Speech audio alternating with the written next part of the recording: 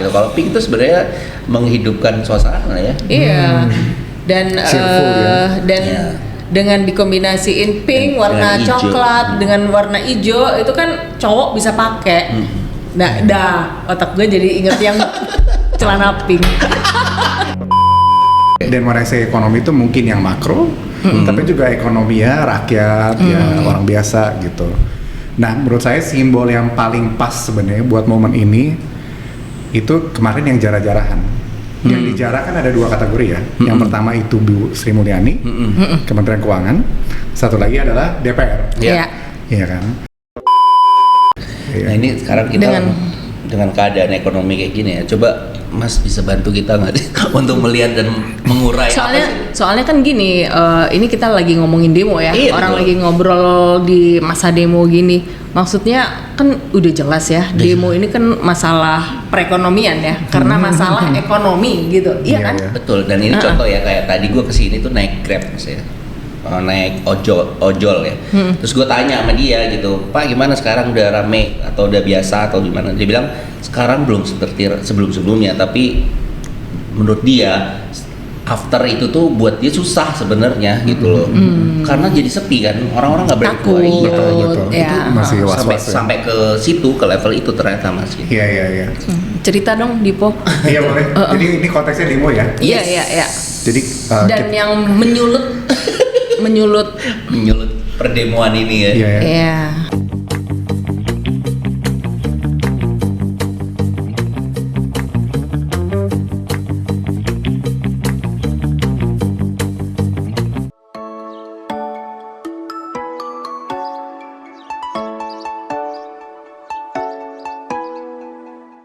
Selamat pagi teman-teman, ketemu lagi dengan DOT.podcast dengan saya Ren Katili. Dan saya Mira Prihatini.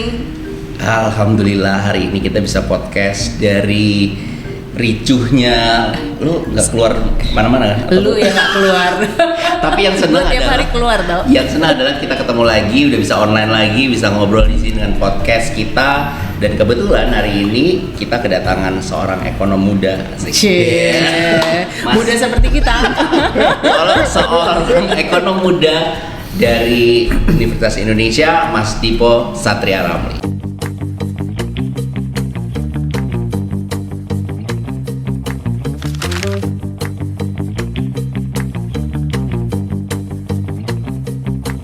High risk, high impact, strategi berani, dan konkret. Bebaskan setengah Indonesia dari kemiskinan. Dipo Satria Ramli adalah ekonom dan pemimpin muda dengan rekam jejak profesional di dunia investasi, teknologi, startup, dan perubahan iklim. Ia pernah memimpin beberapa transaksi besar sebagai direktur di Bank Investasi Internasional terkemuka. Kini kandidat dokter ekonomi UI ini melihat ekonomi Indonesia yang stagnan dan rapuh secara struktural. Ia ingin membawa visi ekonomi baru, pertumbuhan yang tinggi dan adil, dan berpihak pada pekerja dan dirasakan oleh seluruh rakyat Indonesia. Kita simak yuk podcast kita yang seru ini dengan ekonom muda di .podcast. Thank you. Seru-seru ini, gila ya. Ini relate banget ya Ini dengan relate. kondisi Jakarta saat ini. Indonesia dong, bukan Jakarta ya. Indonesia, tapi kan semua kota terimpact ya Mas. Betul. Mas Dipo sendiri aman kemarin? Alhamdulillah aman semua. Ya yang penting tuh Monitor aja. selamat dulu lah dari semua yang kemarin ya, yang terjadi ya. Seminggu gue nggak bisa keluar sih, terus terang di mana-mana karena gue Bisa, tapi lo Enggak. takut. Tidak. Gue kalau keluar itu langsung Sudirman, tempatnya orang rusuh, Oh, jangan. segala macam. Jadi Iya. ya udahlah. Tapi alhamdulillah selesai Iya. itu ya untuk sekarang gitu ya. Katanya gini, gue karena di selatan, kalau demo parameternya itu lihat daerah Jakarta Selatan. Selatan Kalau baik-baik Jakarta aja. Selatan baik-baik aja, Akan baik-baik aja. Akan baik-baik Oh, aja. gitu ya? Tapi Kenapa? nggak tahu juga. Bener. Tapi make sense. Iya. Karena itu banyak yang middle class kan Dan sebenarnya. karena daerah perumahan Iya, kayak iya. gitu. Itu menunjukkan bahwa ketidakcampurannya atau tidak homogennya warga Jakarta sangat segregate malah. Gitu ya. Jadi Bener juga. daerah demo udah ditentukan ini batas Subroto ke atas ya. Ini daerah rusuh nih ya. Nah Mas Dipo, nah kita tuh pengen banget sih sebenarnya ini Mas Dipo ini kan seorang ekonom ya Mas. Iya. Mungkin bisa cerita sedikit sih sebelum sampai kita tarik ke masalah Kejadian-kejadian ini Iya, kita pengen tahu betul. Dipo gimana Mas sih, demo, siapa sih? sebelum demo atau Mas Dipo ngapain aja? Ngapain? Apa yang sudah Mas Dipo lakukan gitu dengan keadaan Banyak. ekonomi ini? Sebelum demo ya. Oh iya ya. Jadi kalau aku sendiri udah pengalamannya macam-macam sih. Awalnya dari sempat teknologi, sempat di startup, sempat lama di pasar modal. Oh iya? Ya, terus juga jadi investor buat infrastruktur. Wow. Jadi kayak jalan tol apa segala. Entrepreneur juga, perubahan iklim juga sempet. Sekarang nih emang kebetulan beberapa tahun ini fokusnya di ekonomi aja sih di Universitas Indonesia. Jadi lebih mungkin base tidak terlalu theoretical tapi lebih karena punya pengalaman itu ya. Jadi yang pengalaman tadi ya banyak banget ya. Banyak banget. Dari dulu tadi gitu. Iya, Nah, cepet bosen orangnya jadi. ini Tapi itu semua relate nggak sih itu? Relate. kayaknya. I think ada hal yang apa ya kayak everything about timing ya. Kayak misalnya sekarang kan AI lagi kencang, machine learning lagi kencang. Nah. udah ketahuan Balik dari coding dulu lagi, kan. udah berapa tahun nggak coding jadi coding lagi. Jadi Iya, kayak, iya, apa iya. ya, everything relate sih. Mungkin bisa jadi panutan generasi yang sekarang Yang ya. masih- yang kayak baru setahun 2 tahun kayaknya gue nggak cocok ya. Iya. No, and it's true. Yang anak muda itu dia nggak bakal kayak kita. Kalau kita kan very specialized ya. Iya. Ya. Industrinya. Kalau mereka tuh kayak dikit-dikit bisa, dikit-dikit bisa Betul. gitu. Jadi lebih General ya. lebih general memang. Mungkin lebih shallow tadi kalau apa dia? Nggak Tapi di- sebenarnya it's actually a benefit. Jadi nggak Yes. tipe pekerjaannya aja perlu dipikir apa nih dia bisanya. Tapi multifunction, multidisiplin itu is definitely Iya, that thing. Ya itu beda-beda generasi, beda-beda tantangan, beda-beda sesuai spesialisasi. dengan Zamannya. zamannya Betul. gitu. Zaman Betul. kita tuh nggak ada pilihan ya. Bener. Zaman Mau kita- nggak mau, mau tau nggak sih? gua udah kecebur di situ. Lu kalau mau balik tuh terminalnya jauh banget.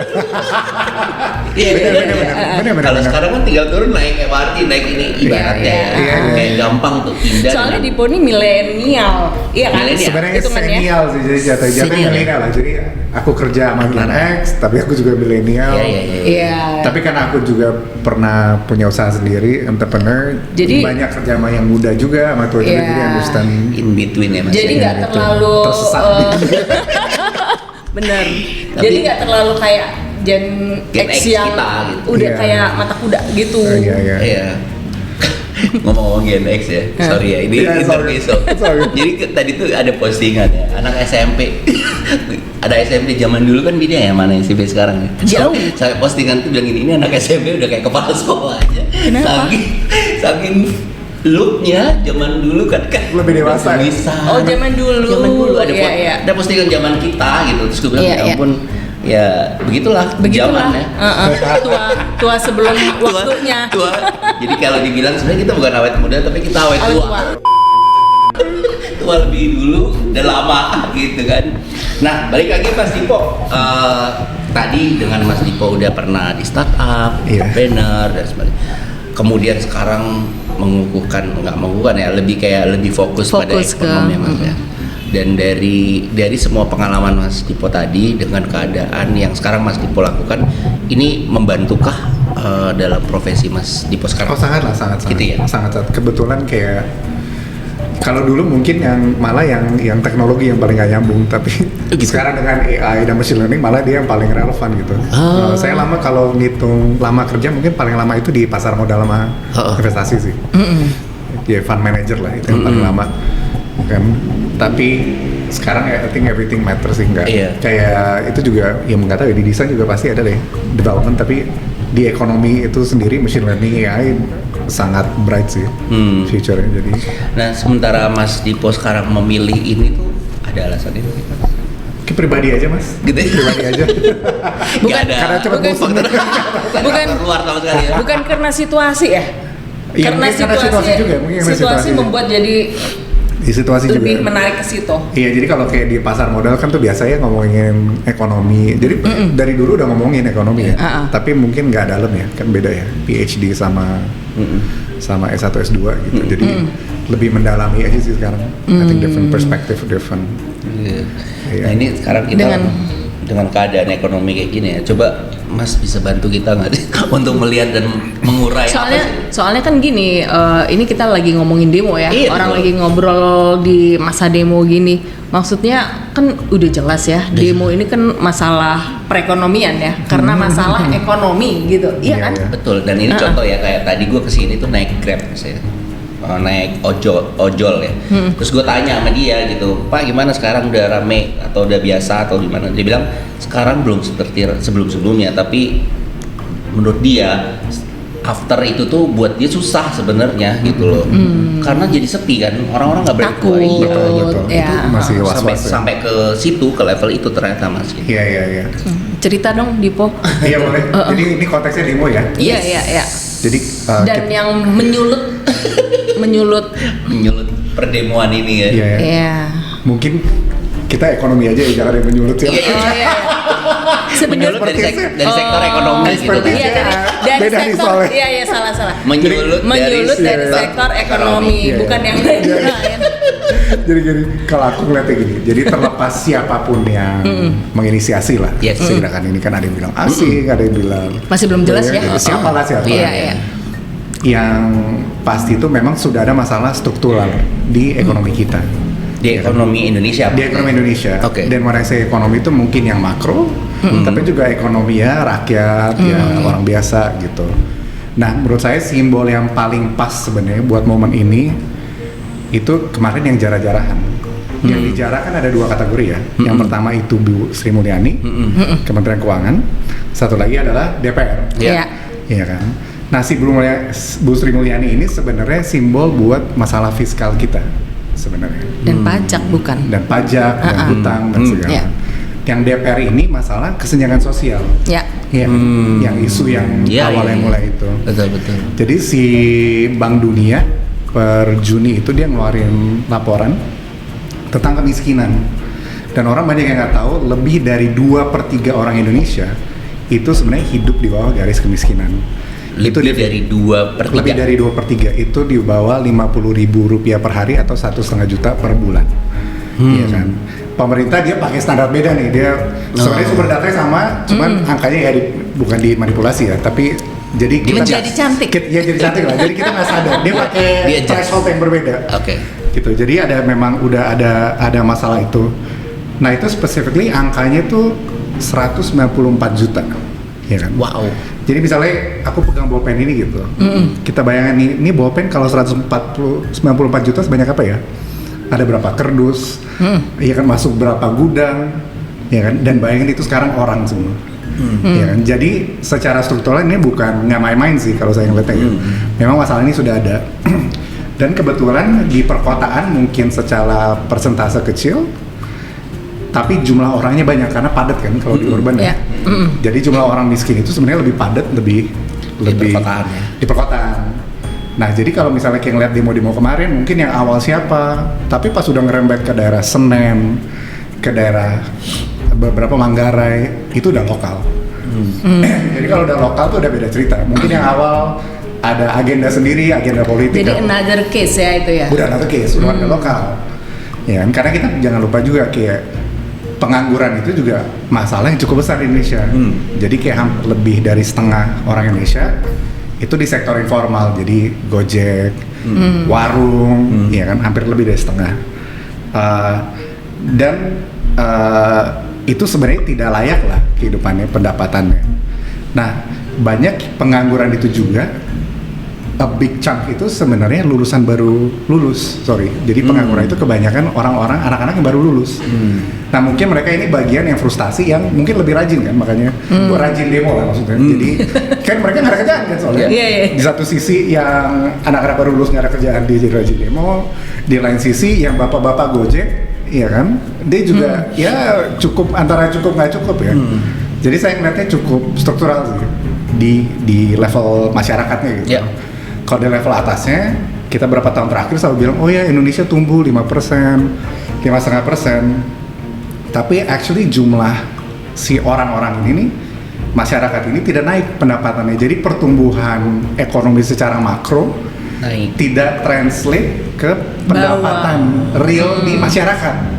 Right? Jadi mungkin yang kaya makin kaya, yang miskin makin miskin lah kasarnya ya. Yeah. Ya kan? Tapi Makes sense. it's quite clear karena kan kita ekonomi tumbuh 5%, 5,5%, sedangkan jumlah orang miskinnya naik terus gitu. Miskinnya tadi ya 50.000 per hari. Jadi memang ada masalah struktural sih kalau saya ngelihat di demo ini, dan itu of course ada kekesalan macam-macam, tapi fundamentalnya itu lah. Nah ini kan ngomongin jenjang antara Oh sorry, sama satu lagi, sorry. apa-apa? Jadi aku sempat gitu tuh yang 100 juta lah misalnya, gaji DPR 100 juta.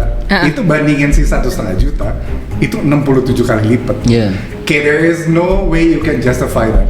Jadi si DPR itu tidak bisa mewakilkan orang-orang yang seharusnya diwakili. Karena terlalu jauh kan, 100 juta sama 1,5 juta per bulan.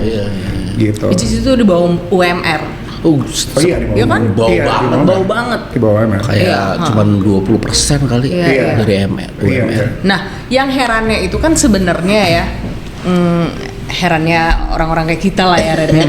Maksudnya gini, semua orang bilang Indonesia adalah negara yang kaya, Iya. kan? Kaya sumber dayanya, penduduknya banyak, iya kan? Iya. Sumber alamnya, iya kan? Buminya juga Iya. kaya gitu loh.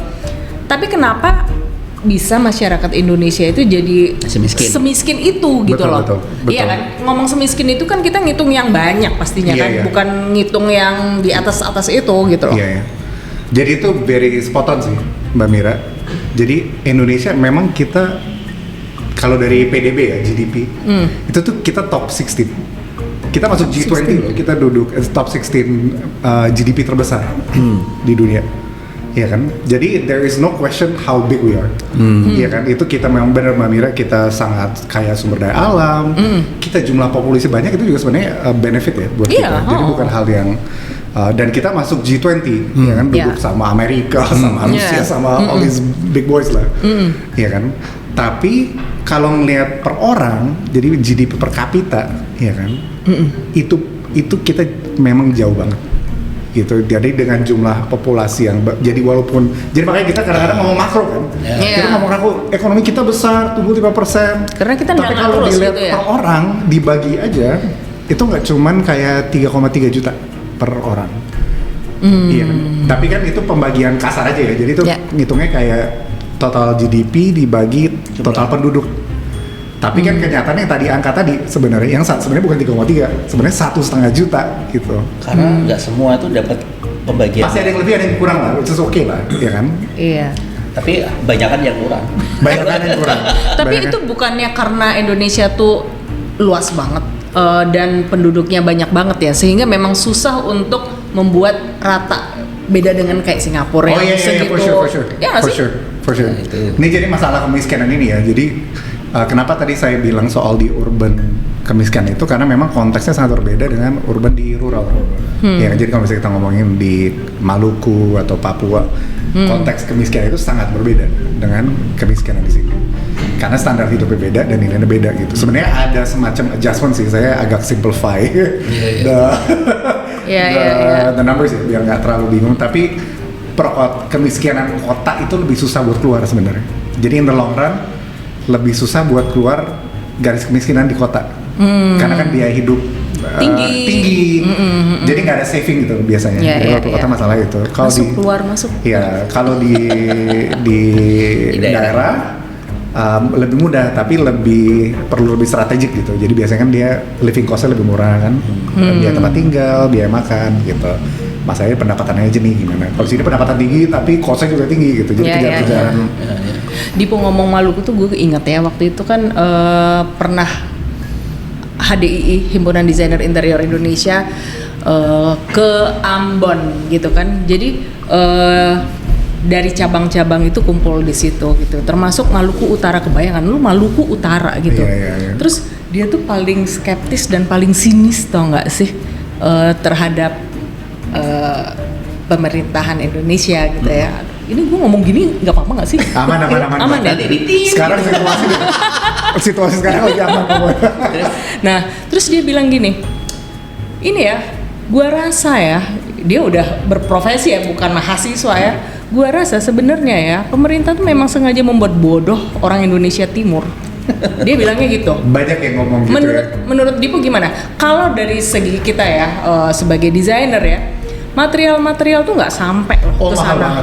Mahal banget. Terus tuh yang datang ke sana tuh jelek-jelek, bukan. Iya. Iya kan? Iya, Jadi iya. bagi mereka tuh emang nggak ada pemerataan gitu. Iya. Jadi kalau Menurut gua- Dipo gimana? Iya, ngomong ke desain dulu ya juga. Jadi kalau aku pernah ngobrol sama orang, memang buat di NTT itu memang biaya sangat mahal ya. Mau ngirim apa juga, beras, semen, apapun itu ya buat transaction. Jadi buat di sana memang kalau menurutku ya, yang harus dibangun itu sebenarnya desain using local material itu. Jadi kayak back in the old days mereka gimana sih cara ngerjainnya, mereka pakai tanah liat atau apa. Jadi selalu menggunakan resource sekitar. Dan itu tuh Resource-nya. yang culture itu kayaknya saya nih, nggak dari kita ya. I think karena Iya, make sense sih ya. Iya. Karena terlalu mahal kan. Terlalu dia. mahal kalau mau ngambil material yang di luar kebiasaan mereka, ya. Tapi jadi nggak maju aja. Tapi bener, iya nggak sih? Kalau Logis, dia kalau ya. yang anak-anak muda sih Bener mereka juga. ngeliatnya jadi main desain, Iya. bukan main bahan. Bukan material, gitu ya. tapi di desain. Di desain, jadi gamenya Di-desain. di desain, di engineering gitu. Bukan material ya. Iya. Nah, material mah yang ada aja gitu. Material Jadi, yang tapi ada. nguliknya dari apa yang ada itu. Apa yang bikin unik desainnya atau ini aneh itu sih. Ya, Tetap aja jadi ketinggalan. tetap aja ya. Tapi ya kalau dari gue ngeliat ya, Iya, karena saya juga dari jauh banget dari Gorontalo ya. Iya. Yang which is tuh emang apa ya, emang jauh banget sih antara yang ada di pusat sama di daerah. Makanya- Desainnya atau apa ya? Atau semua. materinya? Kayak materi udah pasti ya. Ya mungkin kalau bisa dibilang ya materi juga terbatas ya. Tapi kalau desain sih orang kan pasti ter-challenge terus ya Mir ya, untuk ya apapun yang ada kita coba gitu. Tapi akhirnya memang terlihat ya kurang gitu loh, kurang rata gitu. Kenapa? Pengetahuannya jadinya tuh Knowledge-nya kan? iya, knowledge-nya tuh jadi nggak semaju orang-orang kota. Makanya gue bilang jadi nggak meratanya itu knowledge-nya sih, Dipo. Iya nggak sih? Ya itu kalau itu tuh kan tugas pemerintah ya untuk memeratakan Iya. tadi itu kan. Jadi kayak Iya, contoh tiba-tiba kalau ya untung semua bandara itu sekarang ada dah di titik-titik. Bayang nggak dulu tuh gue kalau ke Gorontalo ya naik kapal berhari-hari tau kalau. Iya. Maksudnya nggak ada bandara? Sekarang nggak ada bandara, kalau mau turunnya di Manado. Habis itu lu jalan darat 9 jam. Oh iya, zaman dulu banget ini. Pilihannya itu Iya. paling cepet mungkin 12 jaman gitu, naik pesawat turun di Manado terus lo naik jalan darat yang which is itu sampai 9 jaman, atau lo naik kapal 3 hari atau 2 hari gitu.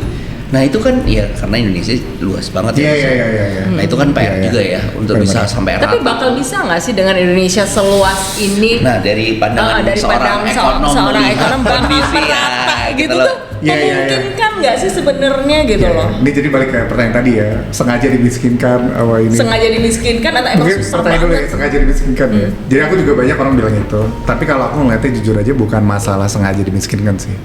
Memang masalah capability aja. Ya. Dan sama kayak tadi konteksnya pemerintah pusat mungkin lebih knowledgeable on few things dibandingin pemerintah daerah. Kalau true. Jadi kalau in terms of skill itself, pusat memang lebih lihai ya. Nah, kalau buat ekonomi, tapi kita sebenarnya mau kan selalu desentralisasi ya. Jadi kita power kita desentralisasi. Iya. Ya kan, jadi kayak misalnya budget anggaran daerah kita perbesar. Ya kan, dari dulu kita konsepnya selalu itu. Kecuali ya zamannya Pak Prabowo ini. Ke Pak Prabowo kayak, nih gue kasih budget kok ekonomi nggak tumbuh, kok masih miskin. Udah gue tarik lagi deh gitu konsepnya. Jadi dia centralize the decision of ini. Oh sekarang gitu ya, Iya, jadi centralized kayak ya? kemarin yang ada program efisiensi yang sempat rame-rame ya. Itu salah satunya. Salah satunya adalah pengurangan daerah, pengurangan budget daerah. Jadi konsep itu misalnya ada pajak daerah, misalnya ada tambang di NTT. Konsep itu dia bayar pusat dulu, lalu pusat bayar ke Balikin. daerah. Konsepnya. Nah, itu ada bagi hasil. Nah, bagi hasil itu dikurangin emang dan jumlahnya cukup signifikan. Nah, karena jumlahnya dikurangin, si pemerintah daerah-daerah ini dia akhirnya naikin PBB. Yang akhirnya jadi kasus di Pati itu karena ya kan, Karena dia butuh pemasukan yang stabil lah gitu. Iya, jadi si pemerintah daerah itu pertama dia pengeluarannya kebanyakan fixed cost. Jadi gaji, maintenance, listrik. Ya kan dia kebanyakan fix nih. Jadi kalau dia pendapatannya kurangin, dia pusing kan. Nah, pendapatan dia itu yang pendapatan pajak daerah itu dua yang utama. Satu adalah PBB, satu lagi pajak motor. Pajak motor tuh biasanya gede kayak Jakarta tuh. Wah, insanely gede. Dan tapi itu unik banget kasusnya di tempat lain nggak ada. Di dunia. Iya, itu unik banget soal pajak motor tuh kita gede banget ya Jabodetabek lah. Oh, gede ya? Oh, gede. Buat Jabodetabek. Gue pikir tuh nggak ada pajak kali saking banyaknya motor. Gede. Jabodetabek jadi juga. Satu lagi ya PBB. Gitu. Nah, makanya pas pemerintah pusat dia ngurangin budget itu dia nggak kasih tahu nih. Ini lu gue potong tapi lu mestinya ngapain gitu kan, kasih tahu kan. Nggak ada tutorialnya. Nggak ada tutorial, nggak ada ya dia PBB, makanya sempet rusuh di beberapa daerah ya soal PBB gitu. Jadi soalnya balik lagi, I don't think it's a question of sengaja memiskinkan gitu. Kalau aku lihatnya memang kita kan ada banyak masalah ya, korupsi lah, apalah. Tapi juga memang belum capable aja kan, it takes time. Kan to become a good management. Iya, soal efisiensi itu tuh kemarin kan kenanya ke semua orang kan. Iya. Banyak lah yang kena lah dari semua sektor termasuk designers. Oh, desain juga ya? Dari mana? Ya pasti kan banyak klien-klien yang pending. Oh iya. Ya ada lah kan beberapa yang di hold, ada yang mungkin belum bisa mulai lagi. Di daerah ya maksudnya ya? Jakarta. Hotel bukan? Enggak juga. Artinya beberapa orang kan begitu efisiensi untuk kan kalau dilihat ya. Orang-orang yang punya duit di kalangan atas ini tidak ada masalah karena mereka udah simpanannya save banyak gitu kan, dan udah di planning duitnya budgetnya ini gitu.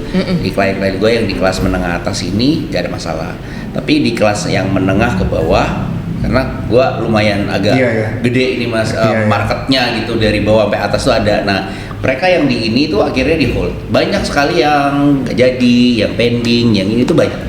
Jadi ya mungkin karena salah satunya ya in this economic situation kayak gini sih mas. Nanti kalau yang kemarin, jadi kita perlu clarify ya. Jadi yang pertama sebenarnya itu bukan efisiensi ya.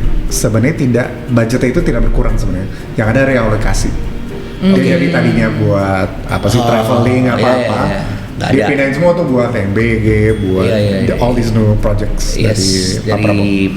Jadi sebenarnya dari angka sebenarnya sama, dia memang relokasi, jadi kayak reprioritize gitu. Masalah sama yang infrastruktur udah mulai dikurangin ya. Oh iya, which is sayang ya, karena infrastruktur kalau ekonomi tuh dia ngeliat itu menciptakan apa pekerjaan. Iya, benar. Itu salah satunya supaya tadi nyebarnya rata gitu kan. Tiba-tiba di semua kota ada bandara kan, which is good ya. Jadi jembatan untuk masuk ke mereka gitu. Iya. Oh ya, jadi tadi Mbak Mira nanya soal mungkin nggak sih kita lebih rata gitu. And I think the answer is buat rata kita memang perlu blueprint yang bagus sih. Blueprint ya. Jadi a real roadmap.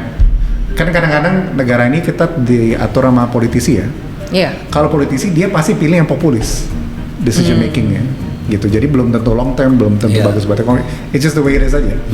Iya kan. Jadi kalau misalnya di Indonesia contohnya ya, Pak Erlangga Hertanto, Menteri Perekonomian itu, dia bukan lulusan ekonomi atau science. Jadi kita buat nyampe 8% nggak mungkin.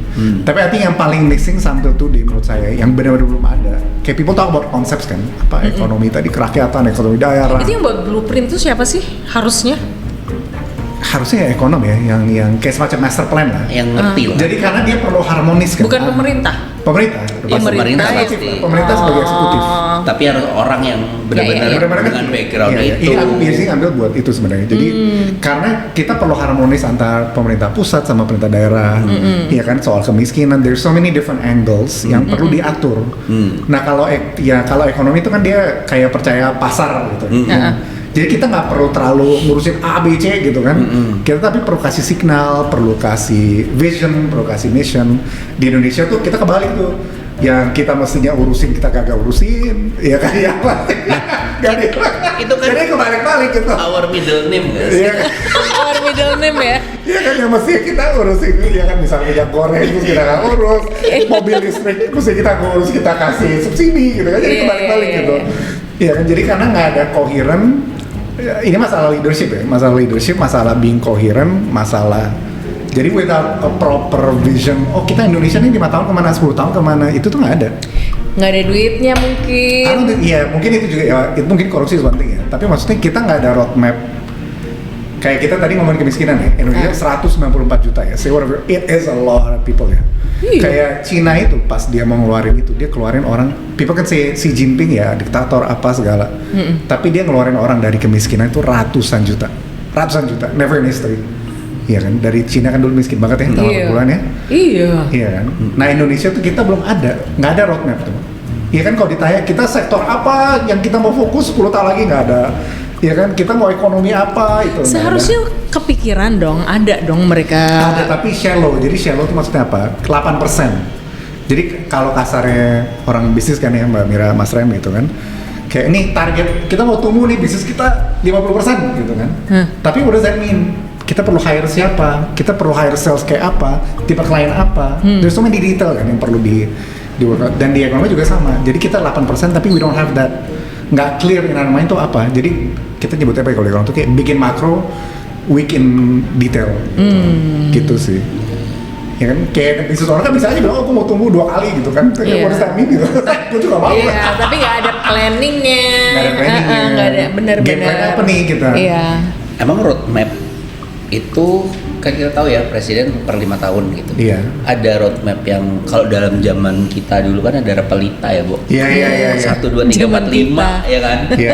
Tapi itu kan kayak jelas ya, karena yang mengerjakan adalah satu orang ini terus-terusan gitu sampai akhir. Iya. Nah, apakah karena di sekarang ini nggak ada repelita yang kayak gitu karena toh tiap 5 tahun ganti presiden, ganti bisa aturan. jadi aturannya berbeda lagi kayak gitu nggak sih? Kalau dari sisi ekonomi. Iya, kalau boleh jujur yang merusakin itu Jokowi sih.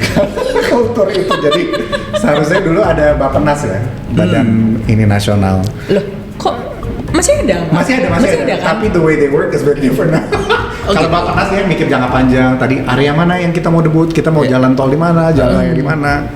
Iya kan? Itu sekarang nggak. Jadi pas zaman Pak Jokowi itu dia banyak on the spot tuh, dia kemana mungkin dapat. Mau ngeliat ini langsung Wah, dibenerin. dia perlu bandara di sini kan, atau kita perlu ya, jadi banyak atau IKN lah mungkin kalau kalian bisa. Tapi memang sebenarnya secara kasat mata gitu kan kesannya Indonesia memang maju. Jadinya kan bandara kita semua bagus, jalan tol banyak, iya kan, untuk orang-orang yang For sure. nggak ngerti dan nggak berpikir planning jauh ke depan kan kesannya wah sukses gitu kan, nggak tahu betul. bukan pakai daun buatnya gitu loh. Berarti artinya di Bappenas itu sendiri kan yang harusnya namanya juga Badan Pembangunan Nasional gitu. Iya. Bener perencanaan, ya? Badan Perencanaan Nasional. Iya. Artinya dia harus merencanakan dengan roadmap tadi kan. Itu kan kaitannya juga ada di ekonomi dong pastinya. Harusnya. Dan ini yang akan sebenarnya yang tadi repelita itu bagian dari dulu udah ada Bappenas ya. Di repelita itu udah ada. Kayak transformasi lah. Iya. Artinya itu ada blueprintnya untuk sampai ke titik mana yang kita tuju gitu ya. Iya, tapi si Bappenas ini gara-gara suka berubah-ubah itu role-nya jadi lebih pasif nih sekarang. Dia nggak upfront, nggak leading. Karena ya itu tadi support. gimana presidennya pengen bikin ini. Iya. Oh baiklah. Tadi tapi poinnya Mbak Mira benar. Jadi kalau di political, jadi kan ekonomi juga politik is part of our. Jadi political ekonomi. Jadi kalau di political ekonomi one of the foundation theory itu benar Mbak. Jadi memang kalau dekat election sukses apa enggak seorang politisi itu dia memang melihat ada jalan nggak, ada ini nggak. Yang paling gampang dilihat. Soalnya kalau kita ngomongin kemiskinan atau lapangan bekerja, apalagi orang banyak bilang, loh gue kan kerjain sendiri, emang pemerintah ngapain gitu kan? Iya, emang pemerintah cari gue kerjaan gitu kan? Jadi secara politik memang dilihat barang-barang infrastruktur itu jadi very spot on Mbak Mira. Itu banyak. Itu yang terlihat dari permukaan tadi. Dan Jokowi mengerti itu memang. Jokowi ada pinternya juga ya kan. Dia tahu. Dia nggak takut ya manggil. Nggak apa-apa lah. Sekarang. Loh, itu kan kita kan faktual aja kan. Nggak, dia ngerti. Orang itu kalau ngeliat infrastruktur dia bakal vote. Makanya dia selalu kampanye selalu apa sih jalan tol rusak lah apalah. Karena orang Indonesia ya sama kan, kita membayar pajak, aduh di jalan aja rusak gitu kan. Iya, Iya kan? jadi yang paling kita nggak ngeliat tuh apa tadi GDP, Ya, harus yang kemiskinan, terlihat. pengangguran. Harus yang malah. langsung mungkin menyentuh masyarakat sehingga Betul. bisa lihat oh ini maju kok gitu. Iya, Karena iya. udah dibikin jalan, Iya. udah dibikin ini gitu. Iya, tapi masalahnya banyak beberapa proyek itu tidak tanpa studi kelayakan yang baik. Nah, ya. gitu. Jadi ada beberapa yang terlihat memang ada bandara tapi nggak ada pesawatnya. Betul. Udah dibikin dengan uang banyak tapi Betul, nggak betul. jadi. Nah, maksudnya itu yang sebenarnya harusnya direncanakan dengan matang tadi gitu ya Mas ya. Iya, betul, betul. Dengan ada yang Bapenas kan tadi harusnya Betul. minimize itu ya kayak bisa jadi ya kayak mau bangun ini nggak usah karena di situ nggak ada juga orang traffic ke situ ya berapa ngapain? gitu ya. Iya. Itulah kurang Iya. lebih ya poinnya. Balik lagi ke demo dong. Iya. Ngomongin desain demo. Kalian merasa gerakan kali ini lebih estetik nggak dibandingin sebelum-sebelumnya? Kalau dari Sebanding 98 deh, kan Oke. 98 ya. Lebih estetik nggak ini Kalau gerakan kali ini? outfit pertama, anak-anak Gen Z tuh mungkin udah sangat lebih kayak part of their lifestyle. Contoh lari, mereka demo lari itu, mereka tuh kayak masang satu aplikasi, Strava ya? Stravanya. Maksudnya di demo? Demo kan lari-lari kan, sana kemari. Nah mereka tuh nyalain kayak lo Serius, lagi serius. Kalau lo jogging gitu kan, kan lo pengen lihat Iya, kan iya, kalau iya, lo iya. ada berapa kalori yang terbakar Iya, lewat iya, mana. iya, Nah mereka udah nyalain itu, kan keren kan? Maksudnya demo dengan estetika kehidupan yang berbeda di 98. Sama outfitnya juga ada Jadi beberapa. sebenarnya istilah kasarnya tuh nggak murni untuk satu urusan itu, iya nggak sih? Jadi sembari ini Oh gitu. iya. Kalau buat yang muda itu pergerakan ini ada kayak romantismenya juga. Nah. Kayak part of ada apa ya? Ada that sense of ini ya. Betul. Ada lah itu kita nggak bisa kayak pungkiri. pengen bahwa gue adalah bagian Dari perubahan. kayak kita dulu kan 98, Heeh. gue nggak tahu lo udah lulus pasti kan. Kalau gue kan belum, dan gue bagian dari yang wah di depan gedung sate ada fotonya. Asal lu Dan gue tuh asal lu kayak gue iya lo pasti beberapa orang tapi nggak punya fotonya. Sayang. nggak ada, Nah, nggak ada. makanya. Tidak bagian dari sejarah. Nggak. Menurut gue tuh jadi paham kenapa anak-anak sekarang pakai Strava lah, dia selfie karena itu Part of history. History. artefak Iya. Iya. yang nantinya jadi bukti. Karena gue dulu nggak sengaja Yo, di nih foto. mama nih lihat nih, gitu ya. Bener Kalau cuma lo juga bilang deh. dulu mama di sini Mana buktinya? Bagian dari yang tadi ya, demo itu Iya. is a culture sekarang. Tapi ya. Culture banget. Tapi ya, tadi gue baru ditelepon sama anak gue. Jadi sebenarnya ya itulah ya. Kalau mungkin kalau dulu karena kita terkekang segitu lama gitu kan, Ya. jadi kan demo itu yang kata lo bilang Spontan gitu. spontan dan memang murni. Ya Murni. kayak jerawat meletus lo bilang gitu kan ya. Meradang dar, gitu Beradaan kan. gitu kan ya. Nah kalau sekarang tuh karena memang jadi ngerasa nggak sih bahwa itu tuh bakal ada yang diuntungkan. Jadi anak gue tuh bilang gini, Dipo, itu ya udah pasti yang diuntungkan itu media. Iya. Nah, iya kan? Media pasti. Ya kalau misalnya aman-aman aja, iya kan? Kalau aman-aman aja, ya mereka nggak ada duit. Buktinya ya sebenarnya ya orang tuh marah kan gara-gara ada yang joget-joget, Iya, ya kan? iya. Dan ternyata itu joget-jogetnya urusannya tuh another case gitu loh, Iya, bukan iya. ya Ya, naik gaji terus joget-joget gitu kan? Iya kan? Digabungin lah. dijahit lah. Di compile, Iya, iya kan? iya, iya. Setelah udah demo baru ada berita itu, oh my god, iya kan? Kecuali ya kayaknya. Aku ngisi podcast itu belakangnya dikasih itu. Apa di klip dia gitu gue ya udahlah ya. Tapi Iya. ya memang sih mungkin kalau dibilang kayak media yang diuntungkan, mungkin jadi media itu jadi lebih rame. Iya, Setiap iya. media itu rame kan. Tapi media itu jadi nggak berpikir nggak sih bahwa dengan adanya chaos kayak gitu tuh negara kita tuh jadi rusak di mata asing, jadi investor jadi lari. Iya. Mikir I gitu think- nggak sih? Enggak lah, kalau media I think Enggak dia dong. cari rame aja lah, dia nggak pusing. Media kan bad news is Oh a my good God. news. Iya, jadi I think I think depending how kita melihat pergerakan ini ya, maksudnya kalau kita ragu dia tidak membawa perubahan, Mbak Mira benar, kita mesti takut dia jadi tidak stabil, Iya kan? jadi investor and all of that. Dan tadi kayaknya sempat diskusi juga apa, ada potensi krisis fiskal itu, that is true. Tapi kalau misalnya successful, whatever it means ya kan, dan bisa bawa perubahan yang besar, ini sih receh sih Mbak. Misalnya Iya, kita dengan ini bisa ngapus korupsi gitu, receh lah semua ini.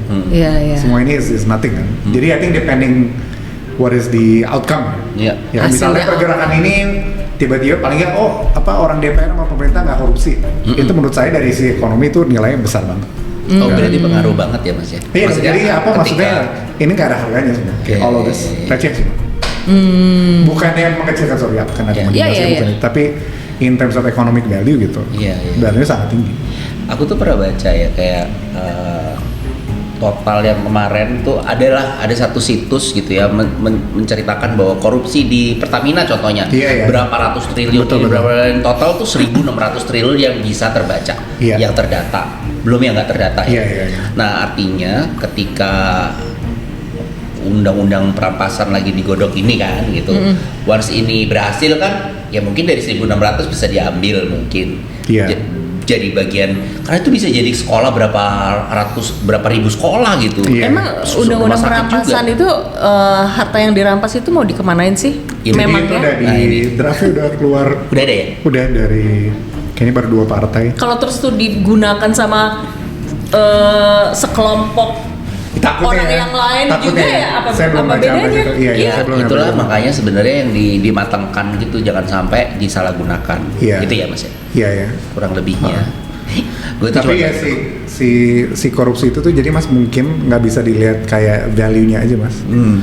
Jadi kalau ekonomi itu kadang-kadang mungkin kayak tadi kan berapa 16.000 triliun 1.600 triliun. 1.600 triliun gitu. Jadi kadang-kadang bukan masalah uang cashnya. Oke. Ya, jadi misalnya kita kita ada kabinet misalnya salah satu menterinya tuh dia korupsi. Jadi the biggest problem itu adalah dia objektifnya tidak untuk kebaikan rakyat sebenarnya. Itu the biggest loss sebenarnya. Artinya apa? Setiap how that person spends his time, dia hari ini gue meeting siapa ya?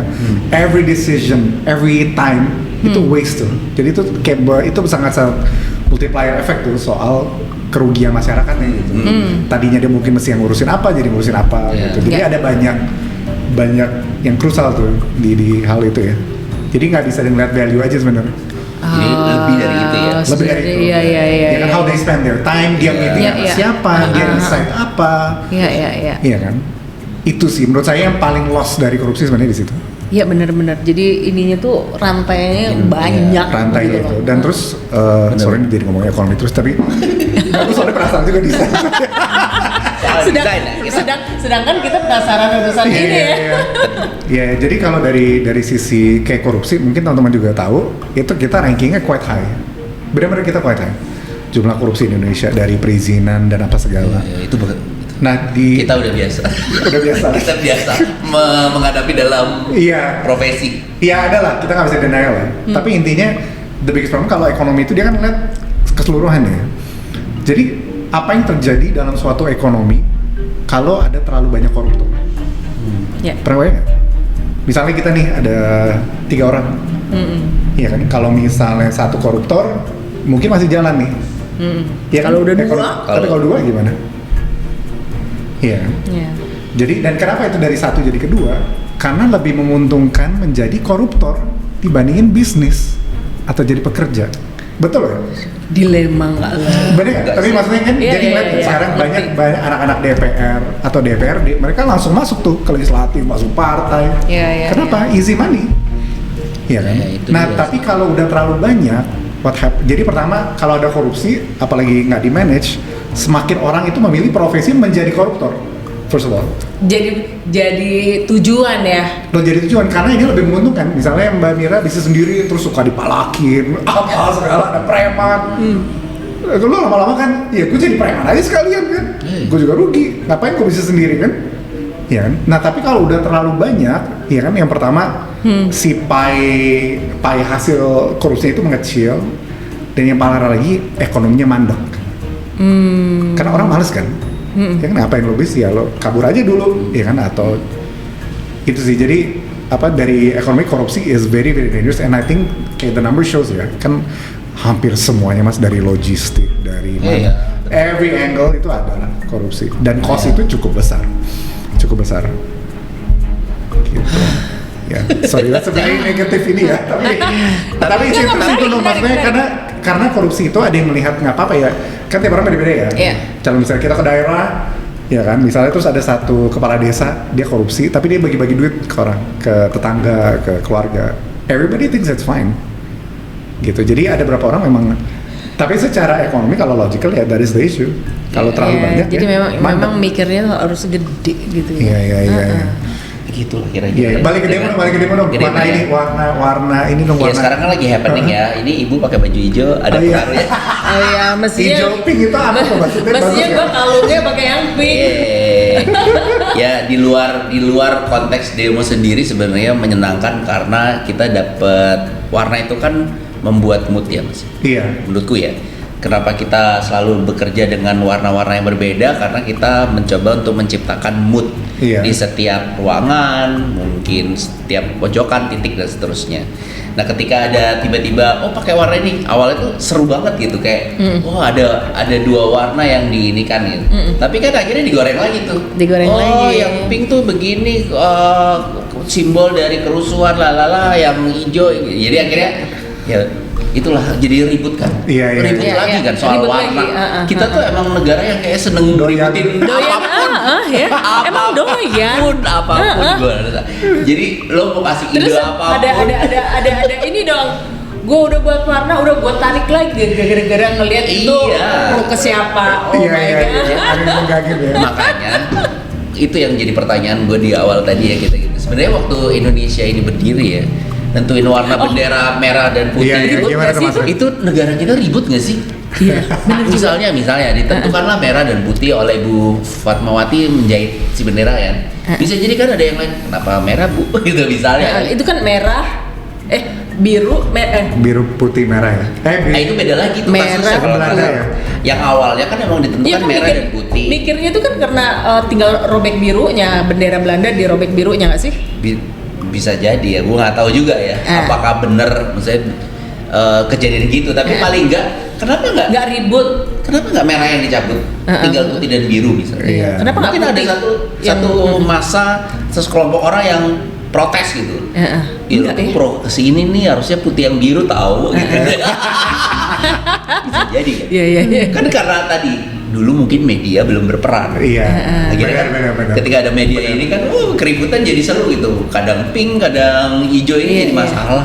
Iya, tapi- Apapun semua dimasalahin sih sekarang. Iya, kebayang kalau dulu nentuin warna bendera aja kita ribut ya, nggak Enggak. jadi merdeka kali Jadi ya. mereka Menurut gue juga gitu. riuh ya. Ribut.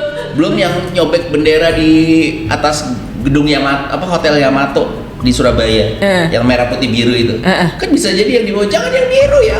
Merah. Kayak akhirnya kayak jadi dirobek tau gak? Gara-gara Bendera Belanda. gara-gara netizen di bawah gitu. Ya, anyway. Lucu-lucu. Kita kan selalu meributkan hal-hal yang sebenarnya nggak prinsip. Nggak penting tiba-tiba. Nggak penting.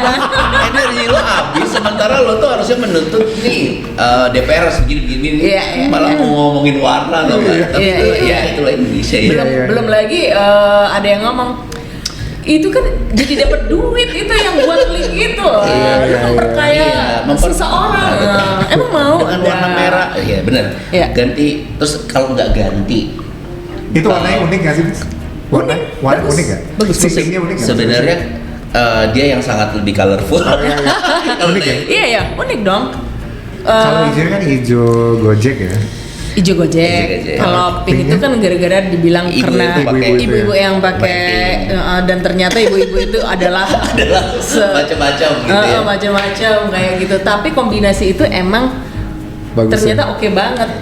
Kalau nggak salah ya, kan akhirnya gue buka trend color 2025. Heeh. Pink is one of Iya, salah satunya ya. Iya, soalnya pink itu kan memang buat cheer up ya. Ceria, Ceria gitu kan. mood good gitu loh Ah, mas, gitu. Bukan marah ya. Bukan Bukan. marah. Merah ya. Merah yang marah Lebih ya. merah Iya. gitu. Kalau pink itu sebenarnya menghidupkan suasana ya. Iya. Dan Cheerful ya. dan Iya. dengan dikombinasiin pink Dengan warna hijau. coklat dengan warna hijau itu kan cowok bisa pakai. Nah, dah otak gue jadi inget yang celana pink. Gak usah dibahas. Oh iya, enggak. Nah, by the way, Gue bingung. Belum Belum connect nih. Belum connect. nah, salah satu dari warna-warna tadi itu ya, kalau gue tuh ngeliatnya gini, kan ribut nih soal warna ya mas ya. Kenapa nggak mencoba untuk membuat warna variannya gitu? Kalau di interior kan nggak 2 warna doang ya, kadang ada warna komplementer. Ada gradasi. Ya terserah. Maksudnya kan Ada biasanya paletnya ya. ada palet ya, yang palet tahun 2025 mungkin ada pink, ada hijau, ada ini, ada. Sampai akhirnya gue lihat tahun depan apa sih? Kalau gue tuh pengen jadi malah pengen tahu 2026 udah ditentuin nggak sih? Ternyata udah ada loh. Apa? Ya. 2020? Warnanya tuh lumayan agak kontras kayak sekarang yang tadi yang hijau dan pink, tapi ini lebih dark, lebih kayak marun dengan warna Kuning. mungkin kayak kuning, orange gitu sih mas. Tapi ya seneng ya, artinya dalam demo sekarang ini Kreatif banget ya lebih orang kreatif. Indonesia tuh ya. Nah itu kata Benar-benar. kreatif itu tuh, jadi kita itu Di saat negara susah, Iya, gonjang-ganjing ekonomi pun ya, kreatif itu tetap ada gitu loh ya. itu bukti bahwa sebenarnya orang Indonesia itu kreatif sih. Betul. Tinggal Betul. kepepet apa enggak aja. Betul. Kepepet apa jadi kreatif tuh ada benernya. Betul. Nah, mungkin kalau dari Mas Joko sendiri ya ngelihat ekonomi Indonesia, oke lah sekarang kita lagi begini gitu ya. Ke depan kayak gimana sih Mas melihatnya? Mungkin 5 tahun dari sekarang atau mungkin bisa lebih jauh dari itu, mungkin dari pandangan seorang ekonom, gimana Mas? Iya, jadi kalau dari teman-teman ekonom, memang kita mengharapkan krisis fiskal. Sebenarnya masih lama, Berarti emang udah direncanakan apa maksudnya? sudah tahu lah sebelum demo ini, Sebelum demo ini. banyak sudah ekspektasi karena mismanagement sih, mismanajemennya di pemerintah ya. di pemerintahan kita ini ya. Di pemerintah. Banyak ada yang bilang tadinya mungkin masih lama, tapi misalnya kayak Pak Faisal Basri sebelum meninggal dibilang 2026. Lalu ada beberapa grup juga think tank ekonom dia bilang Juni 2025 kita bakal krisis fiskal. Juni 2025. 2025. Mungkin itu agresif ya. Tapi I think whenever it is 2026. 2026. Oke. Whenever it is, yang pasti dengan adanya demo ini benar-benar mempercepat when it's gonna happen. Karena tadi urusannya tadi kan kayak Mbak Mira nanya, investor takut nggak segini? Itu pasti dikalkulit. Ya, jadi semakin lama kita nggak kontrol demonstrasi, at the other hand, ya kan, itu juga ada konflik, kepercayaan pasar kan hilang ya. Kepercayaan pasar hilang. Jadi kalau dulu mungkin 98 kita krisis moneter, itu kayak karena nilai tukar, jadi rupiah sama US dollar Jadi naik. amblot. Kalau fiskal itu biasanya karena kayak mismanagement. Jadi fiskal tuh kayak keuangan pemerintah. Kan Mas Ren Mbak Mira punya bisnis ya. Jadi kasarnya itu a point di mana terlalu banyak hutang sebenarnya. Kita kayak mau bangkrut nih, nggak bisa bayar hutang gitu. Nah setelah 98 itu sebenarnya IMF dia bikin semacam kerangka kerja buat analisa negara-negara apa sih indikasi negara itu bisa jadi rentan terhadap krisis fiskal. Nah itu ada 4 kategori dan Indonesia memang udah highlight. Kalau saya boleh cepat quickly aja ya. Jadi yang pertama itu soal posisi hutang, ya kan. Di 2026 kita itu rencana mau nambah hutang sekitar 740-an triliun. Di 2026. 2026. Jadi nambah ya Bu dari yang ada. Ya kan. Kita bayar utangnya aja tahun depan itu 600 triliun. Artinya apa? 77% dari pinjaman yang kita bakal pinjam tahun depan itu hanya buat bayar bunga, bukan bayar pokok. Oh, bayar bunganya aja. Bayar bunga aja. Kalau dulu kan orang bilang apa gali lubang tutup lubang ya. Tapi gali lubang itu kan konsepnya ada pinjaman, lo minjem balik, lo tutup gitu. Kalau ini kita cuma nutup bunganya aja. Pokoknya masih ada. Ya kan, pokok itu kita mungkin sekitar 9.000 triliun, tapi kalau plus itu mungkin jauh lebih tinggi sih, bisa sampai 20. Jadi intinya, without getting too much detail on the numbers ya, intinya kita minjam uang tahun depan 77% itu hanya buat bayar utang. Itu that's the situation. Jadi memang kita sudah Bayar bunga maksudnya? Bayar bunganya aja, pembayaran bunganya aja. Lalu yang kedua itu adalah tentang sensitivitas terhadap resiko. Jadi kayak kemarin ada demo, kita pasar modal, pasar saham cepat ngasih naiknya ya kan, atau kita nilai tukar gitu, dan itu ada perubahan. Jadi artinya kita juga beresiko terhadap shock lah. Lalu yang ketiga soal sustainability, itu pendapatan pajak negara, kan negara gitu ya, dia dapat pajak lalu dia pakai buat bayar bunga, buat pendidikan, buat kesehatan. Itu rasionya kita cuma 8,4%, one of the lowest in a very long time ya. Buat comparison aja negara-negara tangga tuh dia di 19%. Kita cuma di 8. Setengahnya. Less than Setengah dari apa yang di negara lain. Iya, jadi ini ya itu dia kan, karena masyarakat lagi sulit kan daya beli. Mungkin kalau ada yang teman-teman, apalagi rumah ya, ini rumah yang secara bikin investment. Ini kan for anyone kan. Jadi pasti kelihatan kan sektor perumahan apa juga turun. Nah yang keempat, kenapa saya bilang ini cepat, itu adalah masalah kelemahan struktural institusi. Kayak gimana tuh? Jadi itu kayak lebih tata kelola. Jadi misalnya korupsi. Kalau kemarin sih demo ini benar-benar dia nggak buka. Jadi dia bukan menyebabkan kita krisis fiskal, tapi dia membuka reality yang tadi ketutup. Yang ketutup itu adalah yang paling utama adalah hubungan antara eksekutif pemerintah dan legislatif DPR. Kan kalau kita sistemnya benar harusnya kan check and balance ya. Tapi dengan kasus ini kelihatan bahwa sebenarnya ini satu warna, legislatif sama eksekutif, dan itu asing sih nggak suka, right? Asik tuh maunya sendiri dan saling ngecek kan, mestinya si DPR ngecek ini, tapi kan ini orang partai juga, gitu. Sebenarnya bestie kan, jadi kayak misalnya kayak kemarin tunjangan plus sampai 100 juta itu bisa dilihat ya, ini kan soft kompromi gitu. Gitu. Yang menentukan ini, yang menikmati ini, terus rakyat yang cuma ngelihat doang gitu loh. Dengar berita doang. Nah, si 4 tadi ini nih sebenarnya textbook banget soal rentan fiskal. Intinya sebagai business owner gitu kan, utang lo terlalu banyak, pendapatan lo turun, lo sebenarnya sederhana itu aja. And that is our case. Masalah kapan kita bakal jebol, nah tergantung sih investor.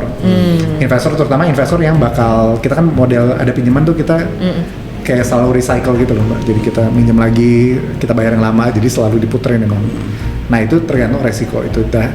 So mungkin buat teman-teman mereka segera sharing. Intinya memang krisis fiskal ini di depan mata kita. Udah kita rentan, masalah kapan exactly mungkin saya nggak bisa answer. Tapi yang udah pasti that will be the problem. Dan kalau krisis fiskal itu konsepnya sama moneter. Yang pertama nilai tukar pasti kena. Ya kan lalu apa. Inflasi dan gitu. Iya, mungkin inflasi nggak terlalu. Mungkin nggak ya di kasus ini. Karena nggak ada daya beli, jadi karena kita kan udah miskin nih kebanyakan, banyak uang udah kabur ya, jadi kayak ada. Jadi malah nggak terlalu signifikan terhadap yang tadi masalah ini semuanya gitu ya Mas? Iya, nggak signifikan apa gimana? Di masalah yang tadi tuh kayak kan fiskal ini kan rentan ya kita menghadapi. Kita rentan nih, very vulnerable. Dan sementara inflasi sendiri kan udah terjadi di setiap tahunnya ya. Iya, jadi kalau inflasi, jadi kita tuh sering deflasi Mas. Jadi deflasi. Iya, kalau inflasi kan harga naik ya, tadi 100 jadi 105 gitu. Ini enggak ya, malah kebalik. Deflasi itu kebalik. Iya. Nah, pemerintah bangga soal hal itu. Padahal dia ngaku kayak kita bisa kontrol. Tapi kenyataannya it's actually a signal orang nggak bisa beli. Daya beli meskipun turun lo tetap nggak bisa beli gitu maksudnya. Jadi dia harganya nggak naik, artinya gini kan, misalnya aku mau beli nih croissant harga 100, tapi kalau aku nggak beli kan, misalnya Mbak Mira yang produksi ini harganya produksinya dikurangin kan, right? Jadi itu signal sih. Jadi sebenarnya inflasi bukan hal yang perlu ditakutkan kan. Jadi kalau ekonomi itu selalu melihat kita lebih baik lapangan pekerjaan banyak ada inflasi dibandingin deflasi tapi nggak ada lapangan pekerjaan. That's where we are. Kan lebih baik harga naik tapi orang ada duit lah gitu kan. Justru yang penting tuh orang harga nggak naik orang ada duit lagi. Jadi ya udah diskon 80% tapi tetap nggak ada yang beli. Iya. Karena duitnya nggak ada juga. Iya kan. Nah, tapi akhirnya Mbak Mira kan mengurangi produksi kan. Itu yang bikin deflasi itu. Ngurangi produksi terus tuh jadi mecat sana sini ya. Mecat sana sini. Tapi harganya ya segitu. Segitu aja ya. Ruwet deh. Iya. Tapi I think this krisis fiskal, aku keep on going to this karena I think it's something yang karena yang menyuarakan ini kan sedikit ya. Jadi ada beberapa yang ya bandel lah ya, yang menyuarakan hal ini ya biasalah pemerintah dia selalu ngeles aja modelnya. Ya, tapi I think kalau business owner atau pendengar ada ini, keep in mind ini hal yang memang akan terjadi, masalah akan terjadi itu different question. Tapi berarti ini belum terjadi nih. Ini belum mau mulainya. Gitu. Jadi krisis fiskal itu kalau kita nggak bisa bayar utang kasarnya. Kita sekarang masih bisa nih, tapi udah rentan dari rentan apa? Jadi kalau kita nggak bisa recycle, kita nggak bisa. Jadi tadi ada pinjaman yang kita kita lunasin, kita pinjam lagi, jadi kayak selalu diputar gitu, misalnya pinjamnya setahun. Gali lubang, tutup lubang Iya. tadi ya. Nah kita sekarang masih bisa muterin nih selalu. Tapi again karena tadi misalnya yang tahun depan aja 77% buat bayar bunga doang, itu kita makin difficult kan, makin lama biaya minjemnya juga makin mahal. Iya, bunganya makin Bunganya makin nambah. mahal kan? Gitu, dan itu makin seret kita juga. Gitu. Jadi we are moving towards that direction. Dipo, lu tuh ya mikir ekonomi gitu, mikir duit gitu nggak pusing ya? Gue tuh kalau udah urusan duit gue langsung gue yut gitu. ngomongin angka tadi, gue kayak ini di sana mah nggak bisa nih ngomong angka. Itu mungkin pertanyaan di post juga sama dengan kita gitu. Lu nggak mikirin warna, ngipoin desain, nggak pusing apa? Sama-sama bener. Sama aja. Tapi itu bener kan? Aku bener-bener warna. Pasti kayak warna, bener-bener. bentuk, tiba-tiba keluar begini gitu. Kayak gue tahu itu penting, tapi gue nggak. Tapi nggak into. Bukan Nggak dunianya. into. Sama kayak kita. Kan itu tadi kita nggak into. Tahu ya kita tahu adalah cari duit. Iya. Iya nggak? Iya. Kasian deh mereka ya profesinya. Mereka pun juga. Colorless tuh ya. Colorless.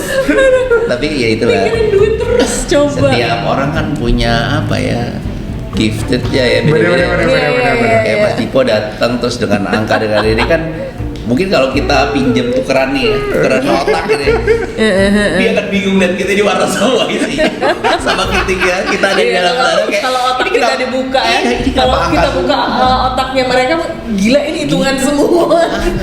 ya itulah menyenangkannya ya, Iya, punya iya. Iya, punya iya. perspektif yang berbeda-beda Bener-bener. gitu, jadi Iya, iya. bisa saling ngisi asik. Iya. Ini bakal panjang kalau kita nanya. Nah, ya. Tapi seru banget sih, terima kasih loh Mas Dipo udah bisa sharing sesuatu yang tadi mungkin antara kita juga nggak mau ngomongin karena kita nggak paham, terus dapet insight-insight yang kayak gini. Mudah-mudahan sih ini jadi membuka wawasan di kesana ya, dibanding dan teman-teman kita juga ya. ya, dibanding ini menjadi memprovokasi teman-teman, enggak gitu ya maksudnya, tapi paling enggak kita jadi punya wawasan kenapa ini terjadi, kenapa ini bisa, atau Iya. apa yang bisa diantisipasi nantinya ke depan ya. Iya, Salah satunya dan tadi sebenarnya ya, isunya tuh apa? betul. Iya kan? Ya. soal demo ini luar biasa ya.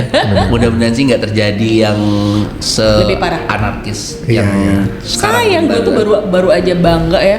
Gila ya, Indonesia tuh ya, Jakarta terutama ya, udah nggak kalah dengan negara-negara luar ya kan? Iya, iya. Karena transportasinya tuh udah keren. Iya, Iya kan? Oknum itu Mbak, oknum. Gua ya, Oknum ya. gua yakin tuh oknum nggak mungkin. Ya kebayang nggak sih? Nggak sejagoan itu mahasiswa ya. Dan lagian kalau kita pengguna transport ya, masa Iya, lu masa lu mau rusak bakar sih? Misalnya lu Iya. punya mobil, masa lu mau bakar mobil lu sendiri kan gitu ya, Iya, sesimpel. iya. Kalau nggak orang lain yang pentingannya emang Aduh. supaya lu nggak naik mobil. Ngeselin Yang bakarin banget mobil ya lu. oknum ya. Mudah-mudahan nih oknum-oknum nih ya dengerin podcast kita ya. Mas Dipo, terima kasih. Ini ngobrol luar biasa sih udah sampai sejauh ini. Mas Dipo, ada yang mau disampaikan ke teman-teman? Mungkin itu aja Mas. Iya. Kalau saya sih mungkin pesan paling utama itu soal yang krisis fiskal ya. Again, I think it's something yang quite serious. Ya. Dan biasalah pemerintah kita selalu ngeles-ngeles, ada aja alasannya. Ya kan, angka diganti-ganti, pokoknya Dicantik-cantikin. cantik-cantik dikit lah gitu. Tapi it is quite real. Masalah kapan, I think it's a different question ya. Tapi it is quite real. Jadi artinya ini buat teman-teman yang pelaku usaha kayak kita ini juga lumayan harus memperhatikan Pegang ini cash ya Mas lah, ya. pegang cash, Cash is the safe king haven ya. lah, safe haven lah. US dollar, emas, cash, Yang bisa. yang bisa. Iya. Benar. Kan banyak yang nggak bisa. Iya, Oh my god. benar. Ya lebih baik memegang cash jauh lebih aman ya buat Iya. kedepannya ya. Gitu Iya. ya Mas ya. Iya. Mira, ada yang mau ditambahin? Ya palingan ya, gue tuh barusan kemarin ngobrol ya berapa minggu yang lalu ya, apapun yang terjadi dengan negara kita ya, kita harus tetap cinta. Untuk tidak berhenti dan Indonesia. lelah ya, luar biasa ya. Oh, Beda luar kali biasa. POV-nya selalu beda. By the way, untuk supaya ada teman-teman yang bisa kontak Mas Dipo di Instagram ada kah atau di Oh iya, yang mana? handle sama semuanya di Dipo Satria R. Dipo. Bisa di follow mungkin teman-teman @dipo_satria_r. Iya. Ya. Oke, jangan lupa teman-teman untuk follow Mas Dipo untuk update-update seru soal ekonomi asik. Yeay. Oke, sampai ketemu lagi teman-teman di Dah. episode berikutnya. Bye bye.